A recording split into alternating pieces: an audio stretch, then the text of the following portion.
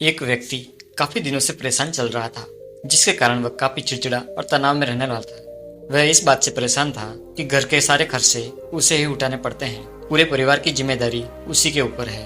किसी न किसी रिश्तेदार का उसके यहाँ आने जाना लगा ही रहता है। इन्हीं बातों को सोच सोच कर वह काफी परेशान रहता था। अपने इसी मानसिक तनाव के चलते वह बच्चों को अक्सर डांट देता। वह उसकी पत्नी का भी ज्यादातर समय किसी न किसी बात पर झगड़ा चलता ही रहता। एक दिन उसके पास उसका बेटा आया और बोला, पिताजी मेरे स्कूल का होमवर्क करा दीजिए। वह व्यक्ति पहले से ही तनाव में था, तो उसने बेटे को डांट कर भगा दिया। लेकिन जब थोड़ी देर बाद उसका गुस्सा शांत हुआ तो वह बेटे के पास गया। उसने देखा कि बेटा सोया हुआ है और उसके हाथ में उसके होमवर्क की कॉपी है। उसने कॉपी उठाकर देखा और जैसे ही उसने कॉपी नीचे रखनी चाहिए, उसकी नजर होमवर्क के टाइटल पर पड़ी। होमवर्क का टाइटल था, वे चीजें जो हमें शुरू में अच्छी नहीं लगती लेकिन बाद में वे अच्छी ही होती है। इस टाइटल पर बच्चे को एक पैराग्राफ लिखना था, जो उसने लिख लिया था। उत्सुकतावश उसने बच्चे का लिखा हुआ पढ़ना शुरू किया। बच्चे ने लिखा था, मैं अपने फाइनल एग्जाम्स को बहुत धन्यवाद देता हूँ, क्योंकि शुरू में तो ये बिल्कुल अच्छे नहीं लगते थे। स्कूल की छुट्टियां पड़ जाती है। मैं खराब स्वाद वाली कड़वी दवाइयों को धन्यवाद देता हूँ, क्योंकि शुरू में तो ये बहुत कड़वी लगती है, लेकिन ये मुझे बीमारी से ठीक करती है।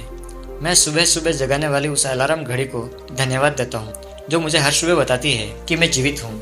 मैं ईश्वर को भी बहुत धन्यवाद देता हूँ, जिसने मुझे इतने अच्छे पिता दिए, क्योंकि उनकी डांट मुझे शुरू में तो बहुत बुरी लगती है, लेकिन वो मेरे लिए खिलौने लाते हैं, मुझे घुमाने ले जाते हैं और मुझे अच्छी अच्छी चीजें खिलाते हैं। और मुझे इस बात की खुशी है कि मेरे पास पिता है, क्योंकि मेरे पास मेरे दोस्त सोहन को तो पिता ही नहीं है। बच्चे का होमवर्क पढ़ने के बाद वह व्यक्ति अचानक कैसे नींद से जाग गया हो। उसकी सोच बदल सी गई। बच्चे की लिखी बातें उसके दिमाग में बार बार घूम रही थी। खासकर उसके आखिरी वाली लाइन ने तो उसकी नींद ही उड़ा दी थी। फिर वह व्यक्ति थोड़ा शांत होकर बैठा और उसने अपनी परेशानियों के बारे में लिखना शुरू किया। मुझे घर के सारे खर्चे उठाने पड़ते हैं। इसका मतलब है कि मेरे पास घर है और ईश्वर की कृपा से मैं उन लोगों से बेहतर स्थिति में हूँ जिनके पास घर नहीं है। मुझे पूरे परिवार की जिम्मेदारी उठानी पड़ती है।